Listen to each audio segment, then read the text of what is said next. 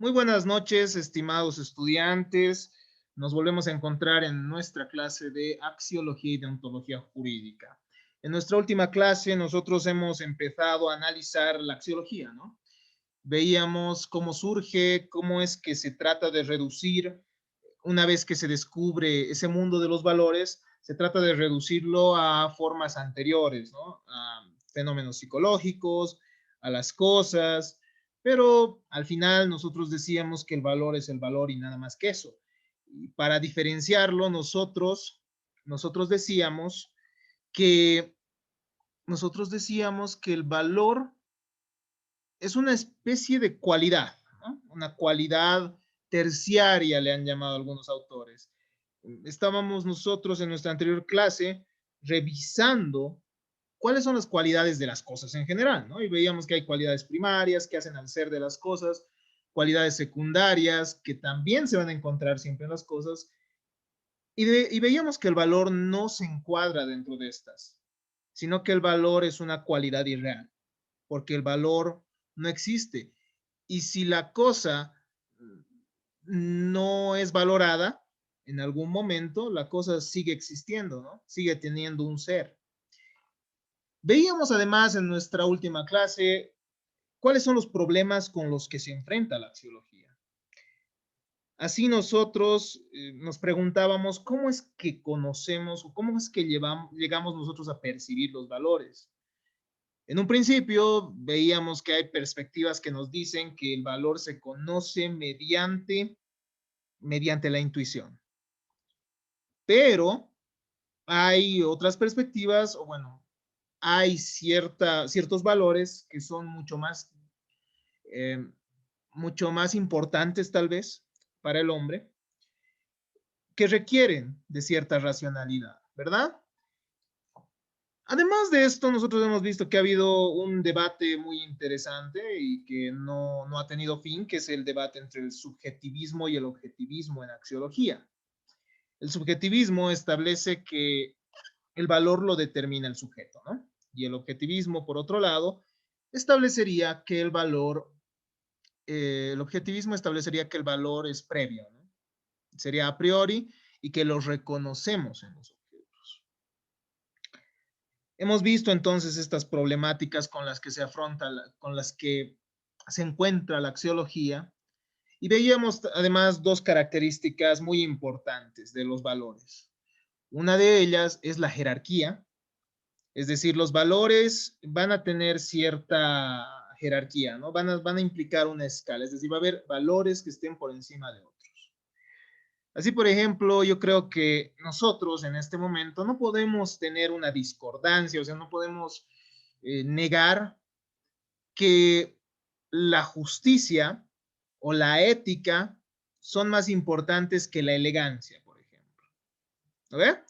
Entonces, los valores, o bueno, o que la utilidad, aunque algunos vamos a ver que también creen que lo bueno se determina por la utilidad, ¿no?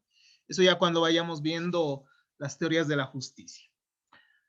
Entonces, una de las características es la jerarquía y otra de ellas es la polaridad, eso que nos decía Nelsi hace un instante, ¿no? Todo valor tiene uno contrario.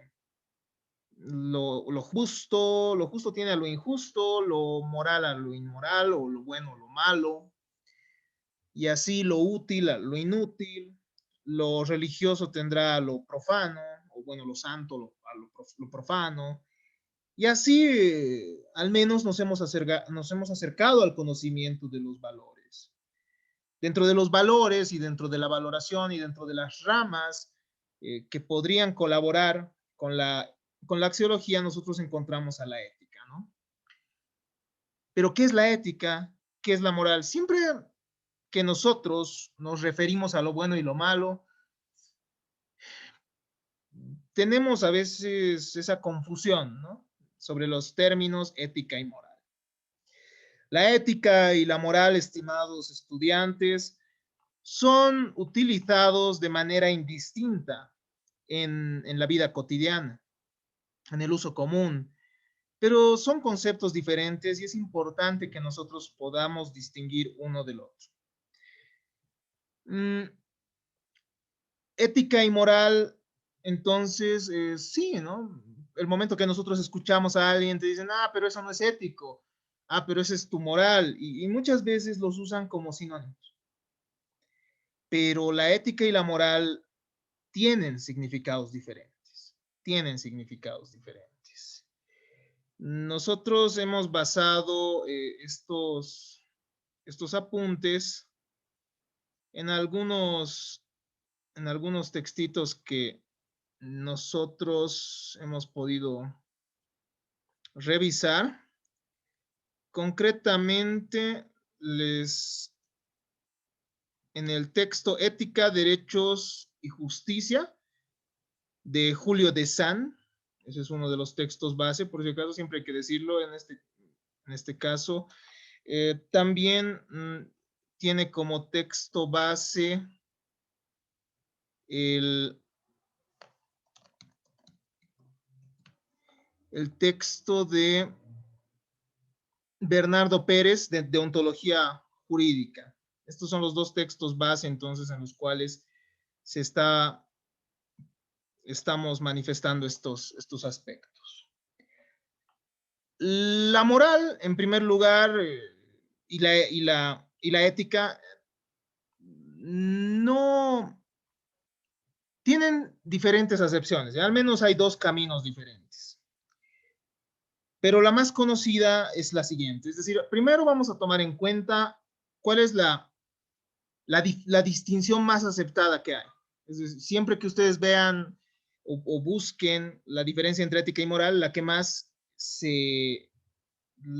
nosotros podemos hallar y la que más podemos ver difundida en la web es esta, ¿no? La moral se encamina al estudio de nuestra actuación cotidiana, reflexiona sobre el conjunto de normas autónomas e interiores que regulan, de acuerdo a la conciencia, nuestra actuación en relación con el bien y el mal. Eso sería la moral, ¿no? Se entiende a la moral como una dimensión que pertenece al mundo vital y que está compuesta por valoraciones, actitudes, normas y costumbres que orientan o regulan el obrar humano.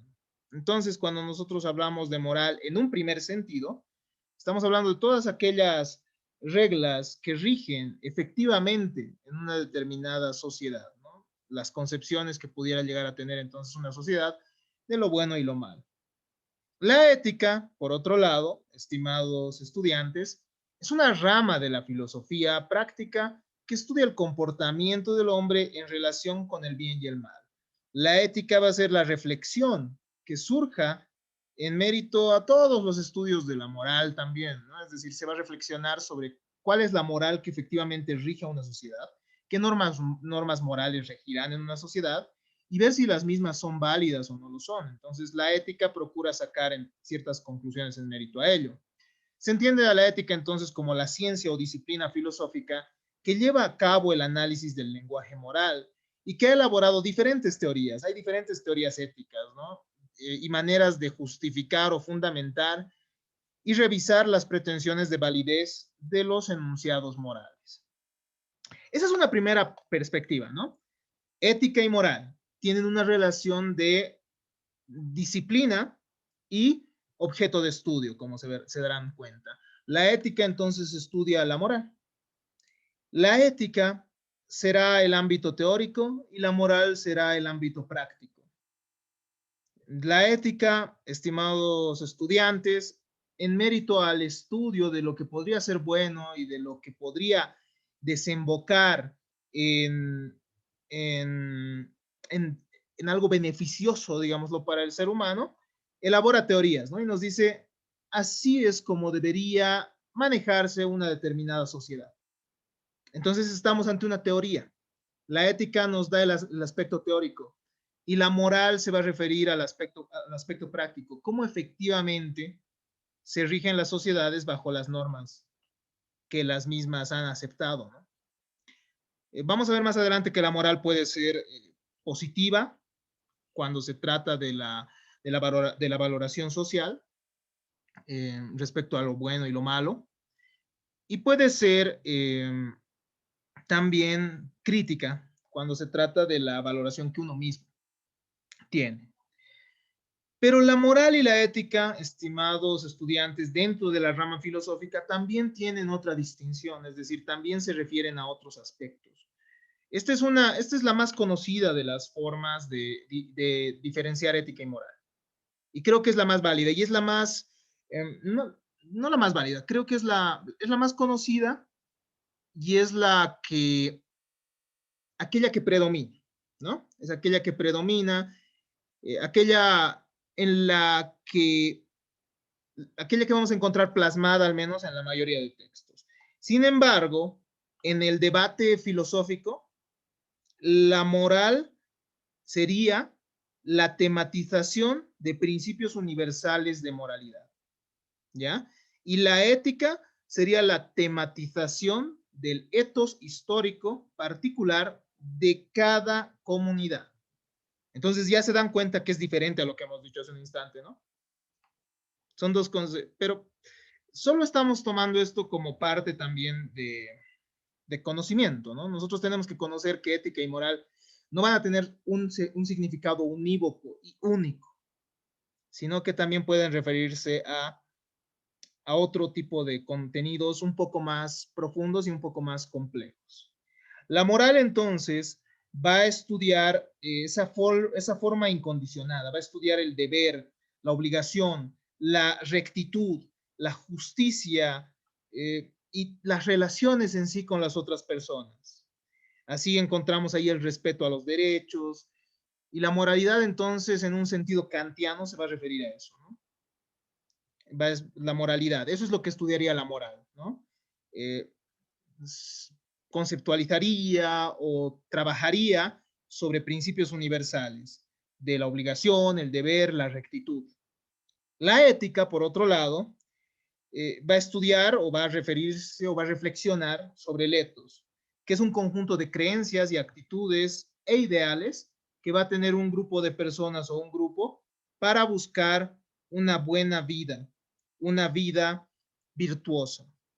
Eticidad, entonces, estimados estudiantes, se referiría a una forma de vida y moralidad se va a referir a todo ese orden de principios universales, ¿no? Producto de las reflexiones de la ley moral. Si se dan cuenta, la ética entonces sería una forma de vida que va a buscar el bien. Y la moral se referiría a las reglas que buscan ser universales, las reglas, las obligaciones que buscan ser universales. Y estas dos tendrían que ir entonces de la mano, ¿no? Tendrían que ir de la mano.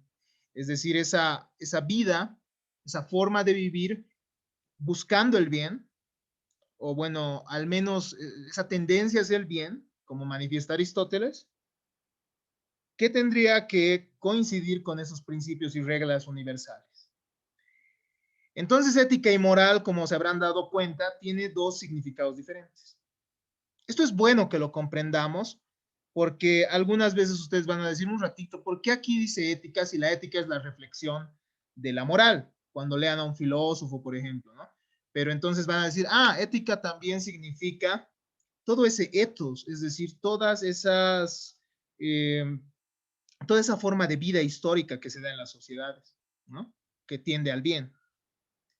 O por qué esta persona está hablando de moralidad, o Kant, ¿no? Si uno lee a Kant, no puede leerlo entendiendo la moral como lo que efectivamente rige en la sociedad, sino tendrá que entender a Kant y la perspectiva de moralidad como una tematización de principios universales, ¿no? Como esas reglas que rigen. Hasta acá entonces hemos visto esa diferencia, ¿no? Entre ética y moral. La moral, estimados estudiantes, va cambiando, ¿no? A lo largo de la historia. Así, por ejemplo, los pueblos griego y romano eran nacionalistas y esto era en mérito a que siempre estaban bajo constantes amenazas, ¿no? De invasiones por ciertas tribus, por ciertos colectivos humanos. Entonces, esto ha determinado que se exija ante el exterior, además de severidad en las costumbres, disciplina, valor, fortaleza para combatir al enemigo. Eso ha determinado que los pueblos también tengan fortaleza en sus costumbres y en sus valoraciones. Quien no seguía las costumbres griegas, por ejemplo, era considerado un bárbaro, ¿no? De hecho, Grecia era una sociedad sumamente admirada por otras comunidades, por otras sociedades. Y por eso, quien no cumplía, digámoslo así, ese tipo de actitudes, ese tipo de conductas similares a las conductas que eran predominantes en Grecia, entonces era considerado un bárbaro. Los romanos, por otro lado, impusieron su verdad y fuerza en vastas regiones del mundo conocido. Quebrantar sus leyes era considerado un retroceso, ¿no? Entonces los romanos tenían esa moral también muy implícita en sus leyes. Pero la moral y la norma jurídica son diferentes, ¿no? Eso vamos a analizarlo posteriormente. Los romanos desarrollaron además una filosofía política que establecía que el poder emanaba de Dios. Esto ha sido determinante para la obediencia, el honor y el respeto. Esto evidencia también que la religión ha tenido una fuerte influencia en los principios que han llegado a ser, bueno, en los principios morales de entonces, ¿no? Libertad y democracia aportaron a su estructura ideológica, por lo que era posible poner en duda las costumbres y leyes aceptadas. Eso era también un aspecto interesante, ¿no? Cuando uno revisa este tipo de conducta, este tipo de sociedades, al menos la sociedad griega, uno va a ver que la religión no era similar a la nuestra, ¿no? No era una religión dogmática en la cual uno podría, no era similar a la religión que ha llegado en la colonia, digamos, a Latinoamérica, ¿no? Una religión que era dogmática, que sí o sí tenía que cumplirse y solo había un tipo de mandatos. Si uno ve la religión romana, digo, la religión en Grecia, uno puede ver que los dioses incluso podían equivocarse, ¿no ve? Eran aspectos muy interesantes que han determinado también el desarrollo o, bueno, la forma en que ellos vivían estas reglas morales, ¿no? Así se puede evidenciar esta obra Antígona de Sófocles, en la cual Antígona no hace caso a las órdenes del rey de no sepultar a su hermano, ¿no? Porque ella establecía que hay normas superiores. Encontramos también a Sócrates, que es acusado de ser irreligioso, ¿verdad? Entonces, ya se había desarrollado la idea, como ustedes pueden ver, de conciencia y de responsabilidad privadas frente al orden público. La religión ha sido importante y también esto se puede evidenciar en la cultura judeocristiana, que valoraba el acto moral basada en una alianza, ¿no? En una alianza que se había hecho hace mucho tiempo con Dios. En un principio, los beneficios afectaban lo individual y lo colectivo y se trataba de una religión prohibida. Entonces había ya antes diferentes reglas morales, ¿no? Llegó la modernidad, o sea, tenemos una época antigua, ¿no? Grecia y Roma son grandes representantes de esta etapa. Tenemos una edad media caracterizada por principios religiosos que han influenciado también en la moral. Y bueno, llegamos a una edad moderna en la que el hombre es el que confía en su raciocinio y busca el desarrollo de las ciencias también, ¿no? Confía en su raciocinio y desarrolla la ciencia. Aquí empezamos con el Renacimiento, posteriormente viene la Ilustración y bueno, el hombre ya se preocupa un poco más, digámoslo así, por el conocimiento, ¿no? Por el conocimiento. Pero anteriormente la moral, digamos que sí era un poco más importante, ¿no? E incluso si uno lee, por ejemplo, hay filósofos como Theodor Adorno y Horkheimer que han desarrollado una obra muy interesante que es en la cual nos hablan de una dialéctica negativa, ¿no? Ellos nos dicen que el hombre utiliza la razón y la razón sencillamente nos va a llevar hacia algo malo, ¿no? Entonces, esa es una crítica de la modernidad que ellos realizan. Ellos nos dicen, el hombre tiene una razón instrumental y la razón instrumental no va a parar. El momento en que nosotros creamos más tecnologías, etcétera. Entonces, en la edad moderna, ese desarrollo ético, moral, incluso llega al punto de explicarse desde la racionalidad, ¿no?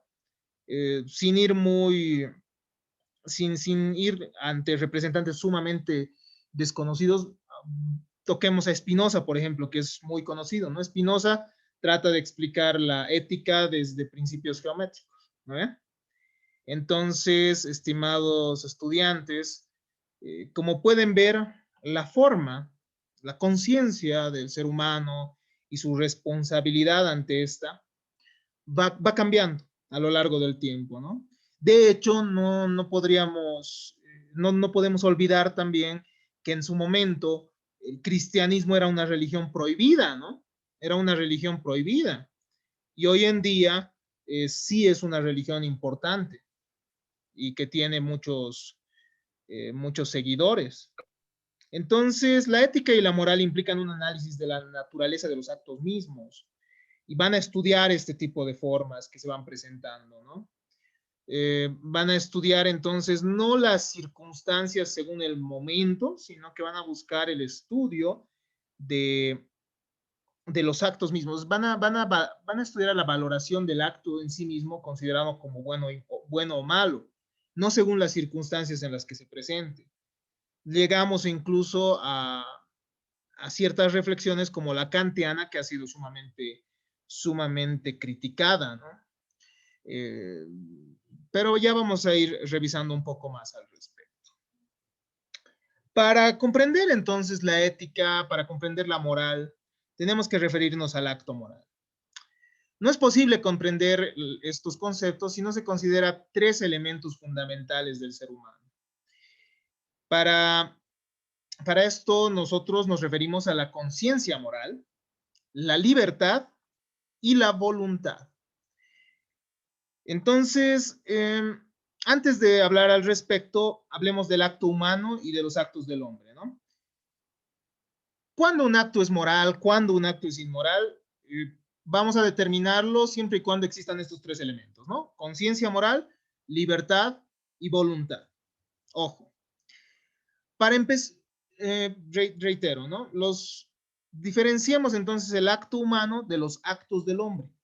El acto humano es aquel en que interviene la capacidad de reflexión del individuo, es decir, su inteligencia, su libertad, su voluntad. Esto se demuestra o esto lo podemos evidenciar, estimados estudiantes, en acciones como trabajar, realizar deporte, estudiar y muchas otras. Entonces, el momento en que nosotros desempeñamos este tipo de actividades, somos conscientes de lo que estamos haciendo, ¿no? Y decidimos hacerlo o no hacerlo. Entonces, el momento que hay ese tipo de posibilidades, esa posibilidad de decidir, esa libertad de decidir, es que nosotros vamos a estar ante un acto humano y solo los actos humanos pueden ser actos morales. Ojo, no es lo mismo un acto humano que un acto del hombre. El acto del hombre, no obstante, que él también participe en ellos, los lleva a cabo de forma automática o mecánica. Hay ciertos actos, estimados estudiantes, que se materializan o que se dan en nosotros mismos de manera mecánica, de manera automática. Por ejemplo, las funciones digestivas o la circulación de la sangre.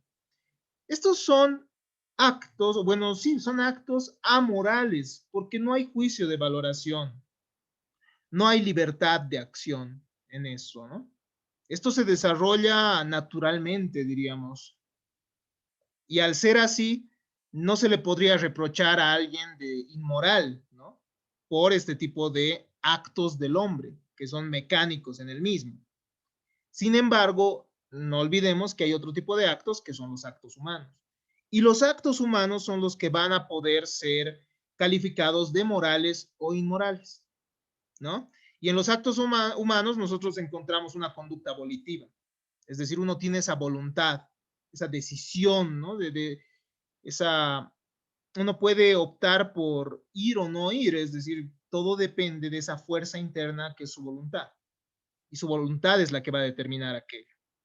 El acto humano se caracteriza entonces por la voluntad, por la conciencia moral del individuo también, ¿no? El discernimiento entre el bien y el mal.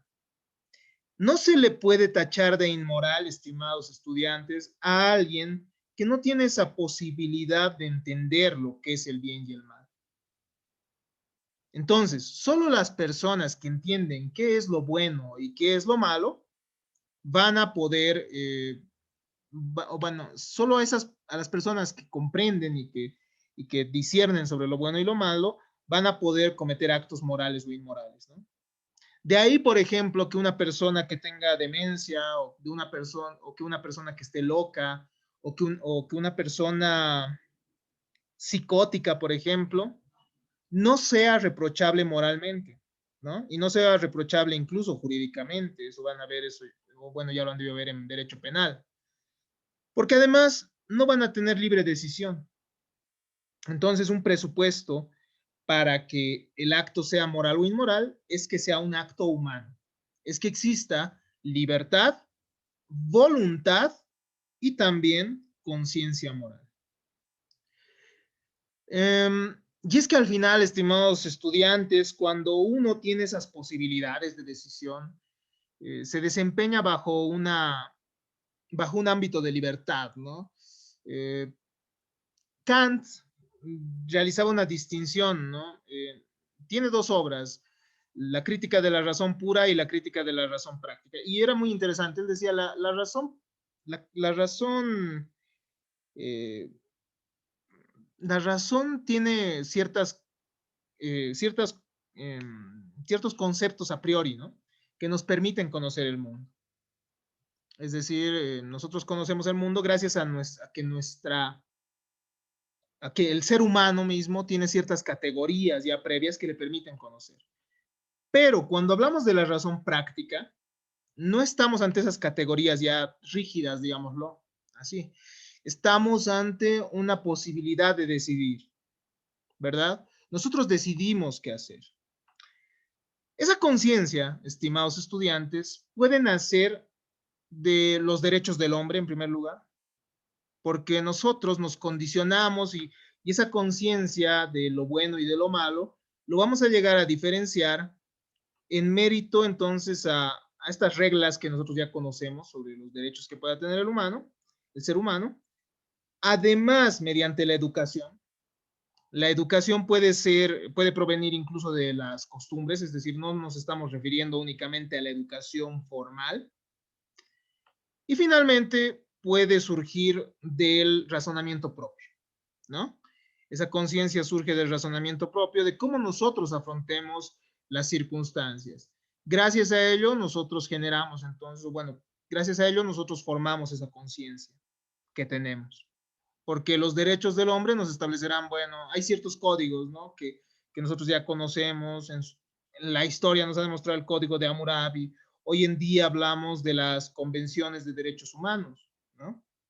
Entonces eso ya va determinando que uno tenga esa conciencia de no hacer daño al otro, de no matar al otro, de no atentar contra ciertos derechos que él mismo tiene. Pero ojo, eso es un determinante, ¿no? Otro de los determinantes, reitero, es la educación, cómo uno se cría, cómo las costumbres mismas determinan a la persona. Y finalmente tenemos el razonamiento propio. Nosotros somos críticos frente a lo que vivimos, ¿verdad? Nosotros siempre valoramos lo que estamos viviendo y decimos un rato, esto está mal o esto está bien.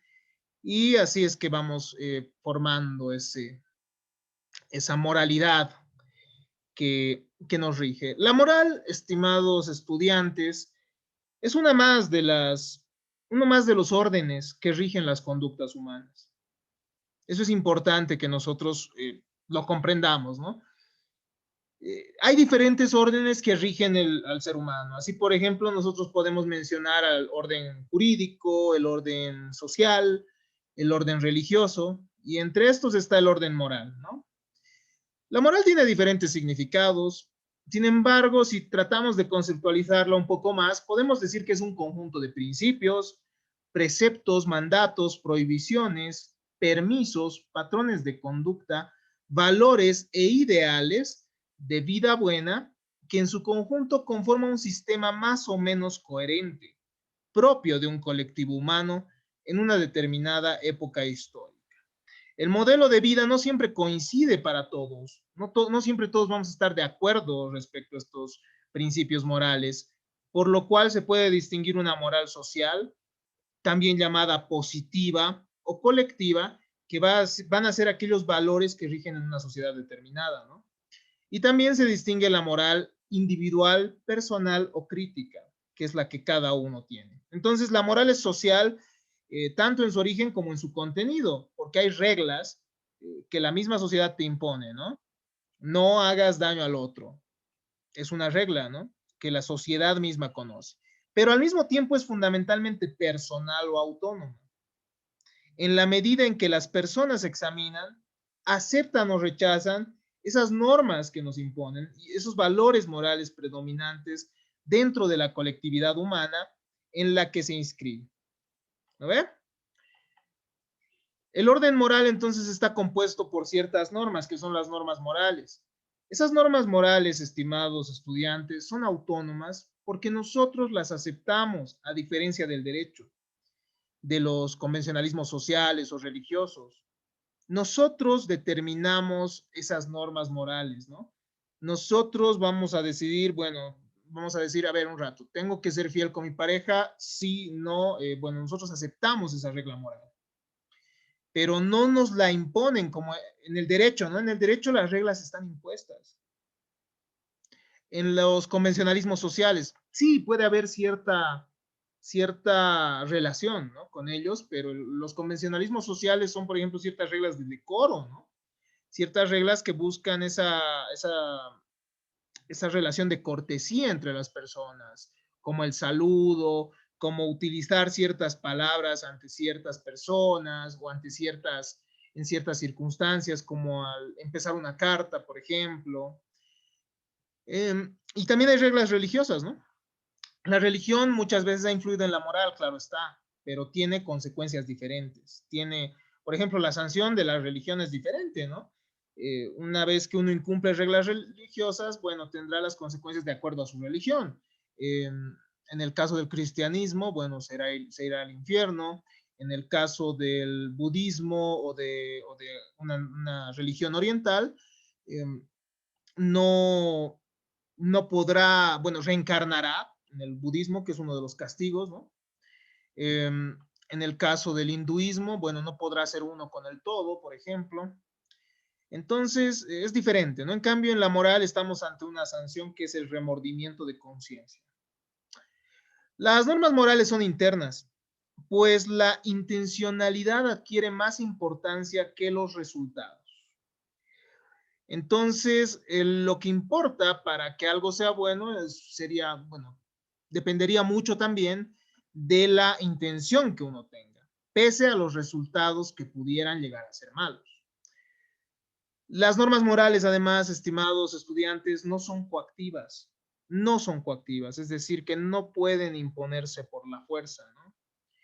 O sea que no se ejercerá ninguna sanción más que el propio reproche si no llega a cumplirse. Entre las tendencias más importantes de la moral encontramos algunas como el utilitarismo. ¿Cuándo algo es bueno? ¿No?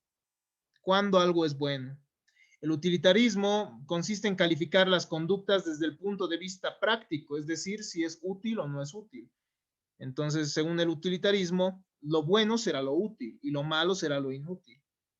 Y en mérito a esto es que se generan muy interesantes paradojas, o bueno, no paradojas, perdón, dilemas morales. Otra cosa es la paradoja. Dilemas morales, ¿no? Y hay otra perspectiva que es el personalismo, que parte de la prioridad del ser humano y por lo tanto de su valor intrínseco. Si nosotros tenemos que diferenciar entonces la norma moral de la norma jurídica, veríamos algunas semejanzas y algunas diferencias. Por eso cuando nosotros en nuestra anterior clase analizábamos, ¿no? ¿Está bien esto? Ustedes me decían, ¿está mal porque la norma jurídica? No, eso es un análisis diferente. El análisis de lo legal y lo ilegal es diferente al análisis de lo bueno y lo malo, ¿no ve?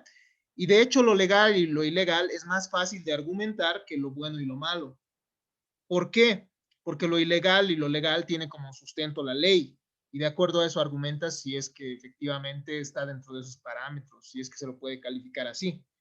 Pero en la moralidad, es decir, respecto a lo bueno y lo malo, es un poco más complejo, ¿no? Porque hay que enfrentarse ante justificativos, ante cierta argumentación que, bueno, requiere no solo de instrumentos racionales, ¿no? Es más compleja, como hemos visto. Requiere de la distinción de argumentos relevantes e irrelevantes, ¿no? La norma jurídica y la norma moral van a tener entre sus semejanzas, en primer lugar, a que ambas son prescriptivas. El lenguaje, tal cual ustedes han podido ver en oratoria y argumentación jurídica, puede ser prescriptivo y descriptivo, ¿no? Descriptivo cuando se refiere a los hechos, cómo son las cosas. Pero es prescriptivo cuando se refiere a cómo las cosas deberían ser. Entonces, tanto la moral como, tanto las normas morales como las normas jurídicas establecen cómo deberían ser las cosas, en lugar de decir cómo son las cosas. ¿No ve? El lenguaje descriptivo, ya hemos dicho, es un lenguaje que establece cómo son las cosas, ¿no? Este celular es negro, entonces estamos, en ese ejemplo, ante un lenguaje descriptivo. Pero si nosotros decimos, por ejemplo, los estudiantes deberían leer día a día, ¿no? Entonces no estamos ante algo que es necesariamente, es algo que debería suceder. Entonces, en ese sentido, las normas jurídicas son prescriptivas, ¿no? Y también las normas morales. Ambos orientan actos libres, responsables e imputables. Es decir, que las personas que incumplen la norma jurídica, las personas que incumplen las normas morales, son libres el momento de decidir si van a cumplir o incumplir, ¿no? Y al final también se les imputa una consecuencia. Tienen multitud de contenidos comunes. El hecho de que sean diferentes no significa que no pueda haber moralidad en las normas jurídicas, ¿no? Hay veces que las normas morales se vuelven jurídicas, no se vuelven jurídicas, digamos que están contenidas en normas jurídicas. Por ejemplo, el hecho de proteger la vida por la norma jurídica tiene un contenido moral, ¿no? No mates a las personas, es una regla moral y además una norma jurídica. ¿Cuáles son las diferencias? La norma jurídica busca perfeccionar un orden social. La norma moral busca una perfección individual. Las prescripciones, ¿no? La norma jurídica debería hacer lo justo, eso al menos desde una perspectiva justnaturalista. Y la norma moral busca hacer el bien. Es diferente, ¿no? Lo justo y el bien, entonces, son las finalidades, digámoslo así. No las finalidades, son la base de las prescripciones, ¿no? Que se siguen. La autoridad. ¿De dónde emanan las normas jurídicas? ¿De dónde emanan las normas morales? Las normas jurídicas son heterónomas porque emanan de alguien más, ¿no ve? Emanan de la autoridad, emanan del órgano legislativo, del poder constituyente. Por eso son heterónomas. Las normas morales son autónomas porque surgen de nosotros mismos, del momento que las aceptamos. ¿Cuál es el contenido? El contenido son actos exteriorizados en el caso de las normas jurídicas y en el caso de las normas morales son actos interiorizados. La ordenación de la conducta en la norma jurídica se da en lo social, ¿no? En la sociedad. La ordenación de la conducta en las normas morales, como hemos visto, puede ser social o individual. ¿Por qué? Porque además hay una moral positiva, colectiva, y hay una moral crítica, ¿no? Entonces, por eso es que afecta a ambos. O por eso es que ordena a ambos. ¿Cuál es el campo de aplicación? La norma jurídica tiene un campo de aplicación delimitado o determinado, ¿no? ¿Por qué? Porque rige dentro de los límites del Estado, ¿no? La ley se aplicará dentro del Estado, pero la norma moral puede ir más allá inclusive, ¿no? Puede ir más allá. ¿Cuál es la sanción? La norma jurídica tiene una sanción externa, coactiva, es decir, con el uso de la fuerza, e institucionalizada, ¿no? Que tiene un determinado orden. Y la sanción en la norma moral va a ser el remordimiento, en el caso del individuo, también puede llegar a implicar un repudio social, según nos dice Ángel Latorre. ¿Cuáles serán las ventajas? Ya para ir terminando, las ventajas de una vida conforme a la moral implican lo siguiente, ¿no? En primer lugar, la ética es una parte de la filosofía práctica. Entonces, ese conocimiento teórico que nos brinda la ética de lo que es el bien y el mal debería reflejarse e influir en nuestra conducta. Ayuda a encontrar, mediante principios, por qué ciertos actos buenos nos ayudan a alcanzar nuestros fines, ¿no? Entonces, mediante estos justificativos teóricos que nos brinda la ética, nosotros vamos a comprender por qué estos actos podrían ayudarnos a conseguir los fines que nosotros tenemos. Es muy interesante, para esto también les recomiendo revisar la Ética Nicómaco, ¿no? Ética Nicómaco de Aristóteles. Con la ética, el actuar humano se regula por la razón y no por el simple capricho. Nos hace tener una actitud, una forma de ser ante nuestra propia vida. Nos hace ser consecuente la ética, consecuentes, ¿no? Si uno tiene una ética formada, si uno tiene una moral reflexionada, entonces no va a ser, no va a tener conductas diferentes, ¿no? No va a ser uno ante su familia y otro ante sus amigos, no va a ser uno ante sus compañeros de trabajo y otro diferente ante su familia, ¿no?